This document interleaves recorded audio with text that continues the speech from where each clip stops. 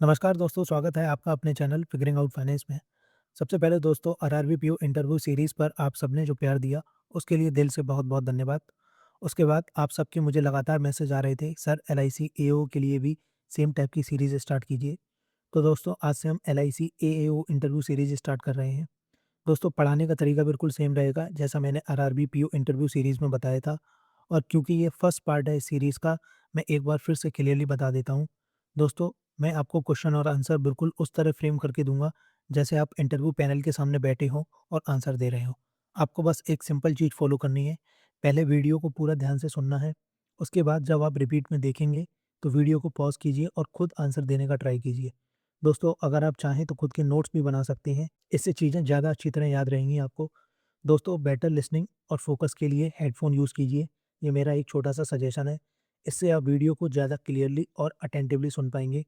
दोस्तों, अब मैं आपको बताता हूँ आने वाली वीडियोज़ में किस टाइप के क्वेश्चन कवर होंगे। दोस्तों, मैंने प्रीवियस ईयर क्वेश्चन एनालिसिस के बेस पर 9 कैटेगरीज़ आइडेंटिफ़ाई की हैं। इनमें से टॉप 5 कैटेगरीज़ में हर वीडियो में मैक्सिमम क्वेश्चन कवर होंगे, लगभग 7 से 8, क्योंकि ये सबसे ज़्यादा इम्पोर्टेंट हैं। और दोस्तों लास्ट 4 कैटेगरी में से हर वीडियो में 2 से 3 क्वेश्चन कवर किए जाएँगे। इससे क्या होगा दोस्तों, आपको एक इंटरव्यू सेट मिल जाएगा। उसमें हर टाइप के क्वेश्चन होंगे और आपको देखने में भी अच्छा लगेगा। दोस्तों, अब आपका सवाल होगा इस सीरीज़ में कितने पार्ट आएँगे? दोस्तों, मेरा सिंपल सा आंसर है, जितना आप सपोर्ट देंगे उतने ज़्यादा सेट्स मैं आपके लिए लेकर आता रहूँगा। दोस्तों, हर सेट लेटेस्ट इंश्योरेंस डेवलपमेंट और अपडेटेड डेटा के साथ होगा। जो भी डेटा मैं यूज़ करूँगा वो आईआरडीआई और एलआईसी की ऑफ़िशियल वेबसाइट से वेरीफ़ाई होगा। दोस्तों, एक बात ध्यान रखिए, जब आप इंटरव्यू में लेटेस्ट डेटा और लेटेस्ट न्यूज़ के साथ आंसर देते हैं, तो उसका आपको अलग ही एज मिलता है। इसका बहुत बड़ा एग्ज़ाम्पल है, आरआरबी पीओ इंटरव्यू सीरीज़ में मैंने इसी टाइप से क्वेश्चन कवर किए थे और बच्चों ने वहाँ एकदम अच्छे आंसर दिए, बिल्कुल लेटेस्ट डेटा और डेवलपमेंट के साथ। तो उनको एक वहाँ अलग ही एज मिला और वो कॉन्फिडेंट फ़ील किया उन्होंने आंसर देते टाइम। दोस्तों, अब मैं आपको कुछ इंपॉर्टेंट वीडियोज़ रिकमेंड करना चाहता हूँ, जो आपको ज़रूर देखनी है। सबसे पहली है एलआईसी एओ इंटरव्यू स्ट्रेटजी वीडियो। इस वीडियो में मैंने बहुत सारी चीज़ें बताई हैं जो आपको इंटरव्यू के लिए बहुत ज़्यादा हेल्पफुल होंगी। सबसे इम्पोर्टेंट है 2019 और 2023 में जो इंटरव्यू हुआ था उसका डिटेल एनालिसिस भी किया है मैंने। और जो अभी इंटरव्यू आने वाले हैं उनमें कैसे क्वेश्चन पूछे जा सकते हैं, ये सारी चीज़ मैंने आपको एक्सप्लेन की है। ये वीडियो आपको इंटरव्यू के लिए बहुत ज़्यादा हेल्प करेगी। दोस्तों, इस वीडियो का लिंक आपको डिस्क्रिप्शन में मिल जाएगा। इसके अलावा दोस्तों आप सबको पता है बजट अभी आया था 1st ऑफ फरवरी को। इसके लिए मैंने 2 वीडियो बनाई थी। एक बजट टर्म पे थी, यानी इसमें मैंने बजट की टर्मिनोलॉजी एक्सप्लेन की थी और एक थी बजट की हाइलाइट पर। इस वीडियो में मैंने पार्ट ए पर बहुत ज़्यादा फ़ोकस किया है। तो ये दोनों वीडियो बहुत इम्पोर्टेंट हैं, आप ज़रूर देखिएगा इंटरव्यू से पहले। और इसकी पीडीएफ आपको टेलीग्राम चैनल पे मिल जाएगी, उसका लिंक आपको डिस्क्रिप्शन बॉक्स में दिया हुआ है। इसके अलावा दोस्तों मैं आपको 2 इम्पोर्टेंट प्लेलिस्ट भी सजेस्ट कर रहा हूँ। मैं चाहता हूँ आप उन दोनों प्लेलिस्ट को सेव कर लीजिए, क्योंकि सबसे पहले वीडियो उन्हीं प्लेलिस्ट में आएँगी। तो दोस्तों ये था एलआईसी एओ इंटरव्यू सीरीज़ का इंट्रोडक्शन। नेक्स्ट वीडियो से मैं डायरेक्ट क्वेश्चन के साथ स्टार्ट करूँगा, मतलब छोटा-सा इंट्रोडक्शन होगा कि वीडियो किस पर है, फिर मैं स्टार्ट करूँगा। दोस्तों, इस वीडियो के बारे में तो मैंने आपको बताया नहीं है किस पर बेस्ड है। दोस्तों, ये वीडियो बेस्ड है एलआईसी के ऊपर। एलआईसी के बारे में मैंने जितना भी हो सकता है वो मैंने इस वीडियो में कवर किया है। जैसे एलआईसी का हेडक्वार्टर कहाँ है, चेयरमैन क्या है, प्रॉफिट क्या रहा है, एओ ऑफिसर का रोल क्या होता है, और भी बहुत सारे क्वेश्चन मैंने इस वीडियो में कवर किए हैं। दोस्तों, मुझे उम्मीद है आपकी सारी क्वेरीज़ के आंसर मिल गए होंगे। तो चलिए दोस्तों, वीडियो को शुरू करते हैं। आज का पहला क्वेश्चन है, what is insurance in simple terms? Do you believe people still trust LIC more than private ensure today? चलिए देखते हैं पैनल को एक अच्छा आंसर कैसे दें। सर, इंश्योरेंस एक फाइनेंशियल प्रोटेक्शन है अगेंस्ट अनसर्टेन रिस्क। मतलब हम रेगुलरली एक छोटी सी अमाउंट पे करते हैं, जिसे हम प्रीमियम कहते हैं। और जब लाइफ में कोई अनएक्सपेक्टेड सिचुएशन आती है, जैसे डेथ, इलनेस या एक्सीडेंट, तो इंश्योर हमें फाइनेंशियली सपोर्ट करता है। सर, अगर हम एलआईसी के ट्रस्ट की बात करें, तो सर आज भी लोग एलआईसी को प्राइवेट इंश्योर से ज़्यादा ट्रस्ट करते हैं। और इसके पीछे कुछ क्लियर और प्रैक्टिकल रीज़न है। पहला है सर, एलआईसी की एस्टेब्लिशमेंट 1956 में हुई थी। मतलब लगभग 70 ईयर का ट्रैक रिकॉर्ड है। इंडिया में कई फैमिलीज़ ऐसी हैं, जहाँ पेरेंट्स, ग्रैंड-पेरेंट्स सबने एलआईसी के क्लेम देखे हैं और उनका एक्सपीरियंस जनरली स्मूथ और हैसल फ्री रहा है। सेकंड है सर, एलआईसी एक गवर्नमेंट ओन्ड ऑर्गेनाइजेशन है। इस गवर्नमेंट बैकिंग की वजह से पॉलिसी होल्डर को एक इमोशनल सिक्योरिटी मिलती है और एक फाइनेंशियल कॉन्फिडेंस भी रहता है कि लॉन्ग टर्म में उनका पैसा सेफ है। थर्ड है सर, अगर हम डेटा की बात करें तो फाइनेंशियल ईयर 23-24 में एलआईसी का क्लेम सेटलमेंट रेशियो 98.15% रहा। इसका सिंपल मतलब है सर, लगभग हर जेन्युइन क्लेम को एलआईसी ऑनर करती है। फोर्थ है सर, एलआईसी के पास लगभग 14 लाख एजेंट हैं जो अर्बन और रूरल दोनों एरियाज में काम करते हैं। इससे सर पॉलिसी होल्डर को पर्सनलाइज सर्विस मिलती है और एलआईसी की रीच ग्राउंड लेवल तक बनी रहती है। एंड फाइनली सर, एलआईसी ने हर इकोनॉमिक क्राइसिस के टाइम, चाहे वो रिसेशन हो, मार्केट वॉलेटिलिटी हो, पॉलिसी होल्डर का साथ कभी नहीं लीव किया। इस कंसिस्टेंसी ने ट्रस्ट को और भी स्ट्रॉन्ग किया है। तो sir, legal legacy, government banking, high claim settlement और वाइड रीच, ये सब फैक्टर मिलाकर एलआईसी को इंडिया का मोस्ट ट्रस्टेड लाइफ इंश्योर बनाते हैं। नेक्स्ट क्वेश्चन है, can you tell us where LIC headquarter is located and tell me how LIC organisational structure is spread across the country. चलिए देखते हैं पैनल को एक अच्छा आंसर कैसे दें। Sir, life Insurance Corporation of India का हेडक्वार्टर मुंबई महाराष्ट्र में लोकेटेड है। इसे हम सेंट्रल ऑफिस भी बोलते हैं। सर, स्पेसिफिकली ये जीवन बीमा मार्ग नरीमन पॉइंट पे सिचुएटेड है। अगर सर मैं एलआईसी के ऑर्गेनाइजेशनल स्ट्रक्चर की बात करूं सर, तो एलआईसी पूरे इंडिया में अपने ऑपरेशन को स्मूथली मैनेज करने के लिए 4 टायर हायरार्किकल स्ट्रक्चर फॉलो करता है। सबसे ऊपर होता है सर सेंट्रल ऑफिस, जो मुंबई में है। यहीं से major policy decision, governance related matter और इन्वेस्टमेंट का काम हैंडल होता है। इसके बाद आता है sir zonal offices.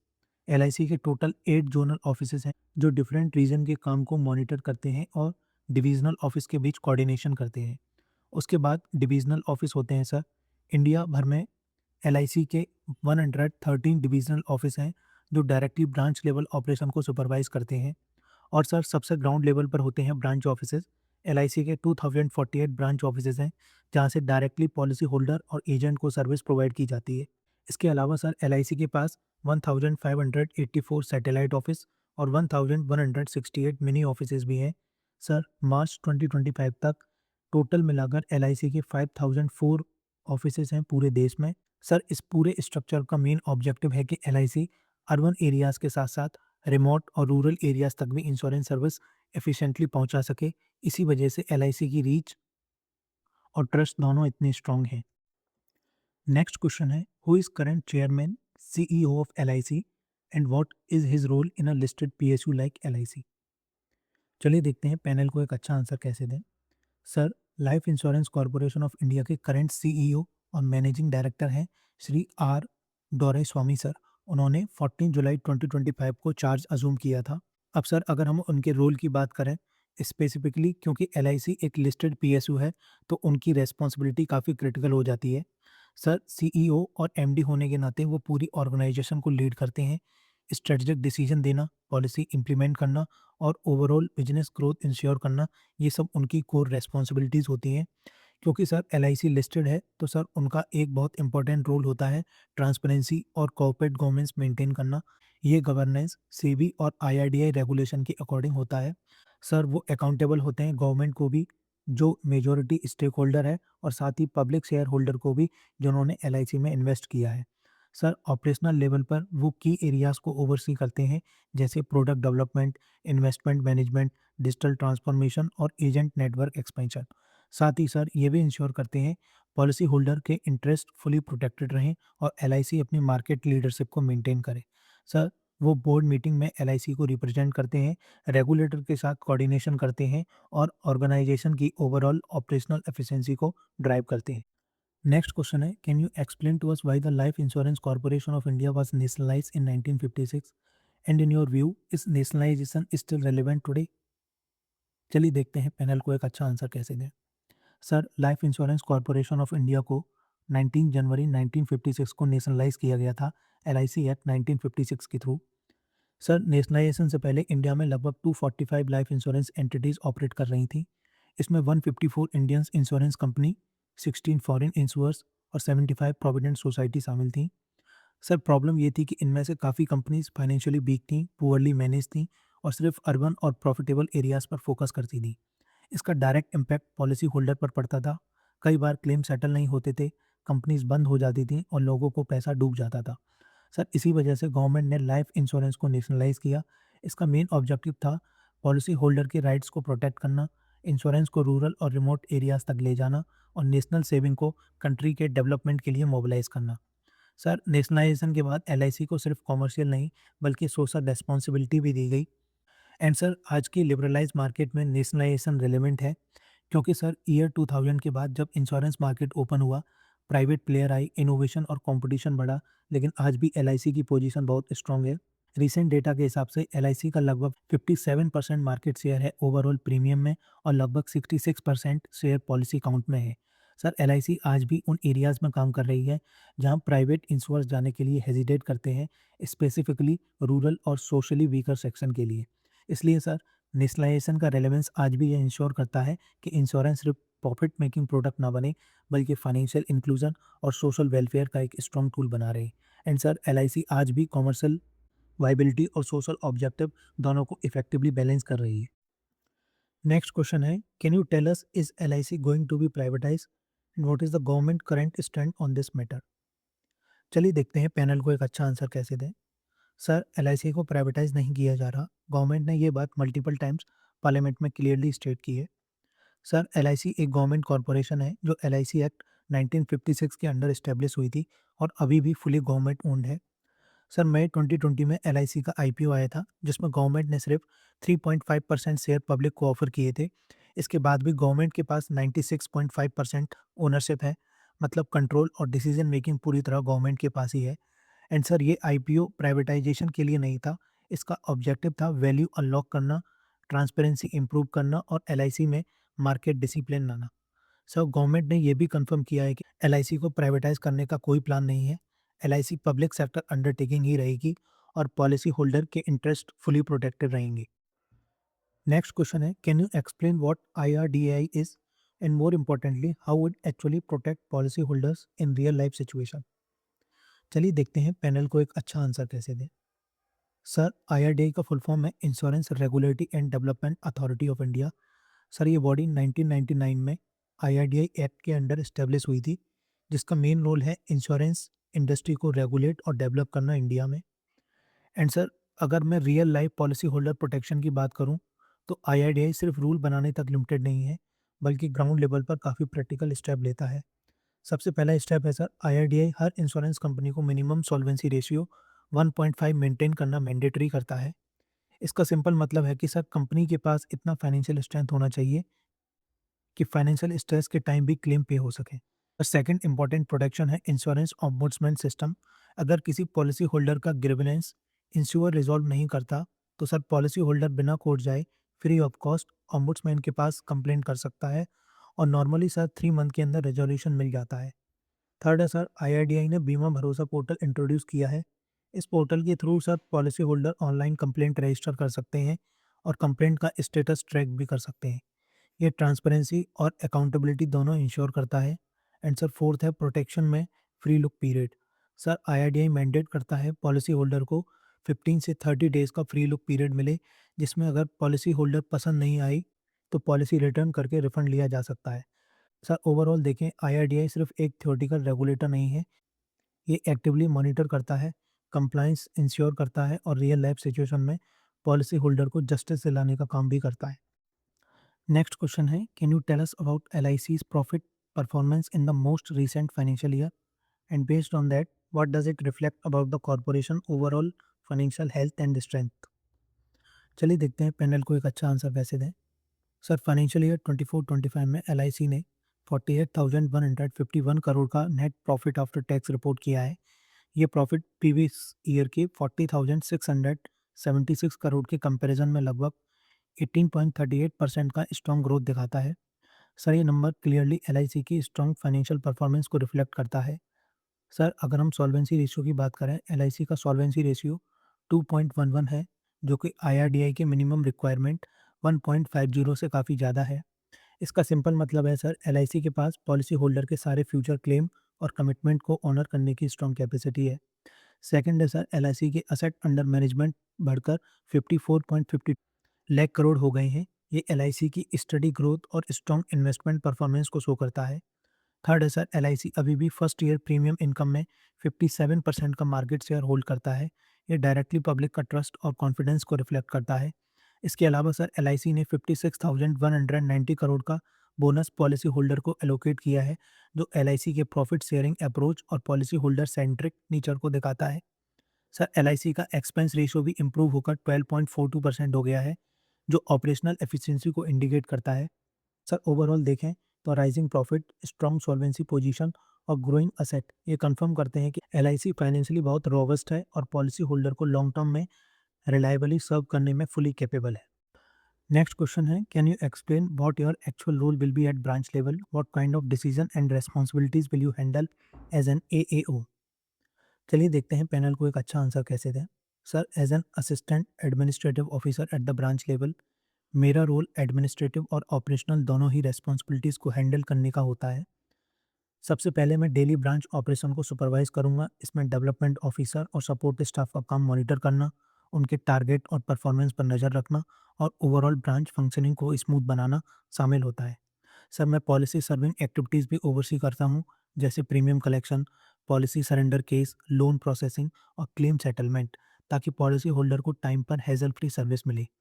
And sir decision making की बात करूं तो एक असिस्टेंट एडमिनिस्ट्रेटिव ऑफिसर के पास डेलीगेटेड फाइनेंशियल पावर होती है। मैं स्पेसिफाइड लिमिट के अंदर पॉलिसी लोन अप्रूव कर सकता हूं, मैच्योरिटी और सर्वाइवल बेनिफिट क्लेम प्रोसेस कर सकता हूं और लैप्स्ड पॉलिसी की रिवाइवल अप्रूव कर सकता हूं। And sir customer satisfaction LIC के लिए बहुत इंपॉर्टेंट होता है, इसलिए ग्रेवेंस रिडर्सल भी मेरी की रिस्पॉन्सिबिलिटीज़ होती हैं, जैसे कंप्लेंट को प्रॉम्प्टली रिजॉल्व करना और ट्रस्ट मेंटेन करना। सर ऑपरेशन के अलावा मैं बिजनेस डेवलपमेंट में भी कंट्रीब्यूट करता हूँ। इसमें मार्केटिंग स्ट्रेटजी प्लान करना, इंश्योरेंस अवेयरनेस कैंप ऑर्गेनाइज करना, एजेंट्स के साथ कोऑर्डिनेशन करना और कॉरपोरेट बिजनेस अपॉर्चुनिटी एक्सप्लोर करना शामिल होता है। और सर एक बहुत इंपॉर्टेंट रोल होता है कंप्लायंस का। मैं ये इंश्योर करता हूँ कि ब्रांच लेवल पर सारे काम आईआरडीआई रेगुलेशन और एलआईसी की इंटरनल गाइडलाइंस के अकॉर्डिंग हो रहे हों। दोस्तों आज का लास्ट क्वेश्चन है, ये एक सिचुएशनल बेस्ड क्वेश्चन है। मैं हर सेट में ऐसे क्वेश्चन लाऊंगा जैसा मैंने पहले भी बताया था। तो चलिए देखते हैं आज का question. Tell me if you get selected in both LIC AAO and bank PO, which one would you prefer and why. चलिए देखते हैं पैनल को एक अच्छा आंसर कैसे दें। सर अगर मुझे एलआईसी एएओ और बैंक पीओ दोनों में सिलेक्शन मिलता है तो मैं एलआईसी एएओ को प्रेफर करूंगा। इसका रीज़न है सर, एलआईसी का काम एक नोबल पर्पस से जुड़ा हुआ है। हम लाइफ इंश्योरेंस के थ्रू करोड़ों फैमिली को फाइनेंशियल प्रोटेक्शन देते हैं। ये सिर्फ ट्रांजैक्शन का काम नहीं है, बल्कि लोगों की फ्यूचर को सिक्योर करना है, जो मुझे पर्सनली ज़्यादा सेटिस्फैक्शन देता है।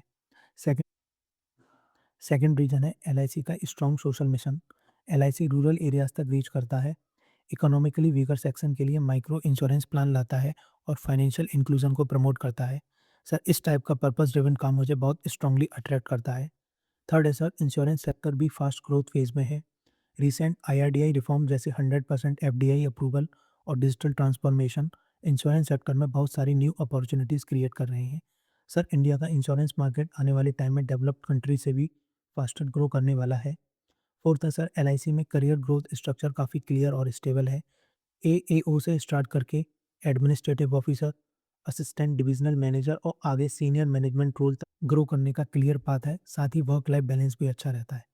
सर मेरी personal interest long term financial security provide करने में है, ना कि सिर्फ शॉर्ट टर्म लोन्स और ट्रांजैक्शन में। इसलिए सर एलआईसी एओ मेरी फर्स्ट प्रेफरेंस रहेगी। दोस्तों आप इस आंसर को अपने हिसाब से भी मॉडिफाई कर सकते हैं। अगर आपके मन में कुछ और हो वहाँ बताने का कि आप क्यों एलआईसी एओ जॉइन करेंगे या बैंक पीओ क्यों जॉइन करेंगे एलआईसी एओ से ऊपर, तो वो भी आप वहाँ बता सकते हैं। चलिए दोस्तों आज के वीडियो में इतना ही। अगर आप चाहते हैं कि मैं इस सीरीज़ में कोई स्पेसिफिक क्वेश्चन कवर करूं या आपकी कोई क्वेरी या सजेशन हो तो आप मुझे टेलीग्राम या इंस्टाग्राम पर डायरेक्ट मैसेज कर सकते हैं। इन दोनों का लिंक मैंने डिस्क्रिप्शन बॉक्स में दे दिया है। और हाँ दोस्तों, जो इंश्योरेंस की वीडियो और शॉर्ट की प्लेलिस्ट मैंने आपको स्टार्टिंग में बताई थी, उन्हें आप ज़रूर से सेव कर लीजिएगा और आप इन वीडियो को 2-3 बार रिवाइज़ ज़रूर कीजिएगा। आपको काफ़ी कॉन्फिडेंस मिलेगा जब आप इंटरव्यू देने जाएँगे। तो चलिए दोस्तों वीडियो को यहीं एंड करते हैं। Thanks for watching and all the best for your interview.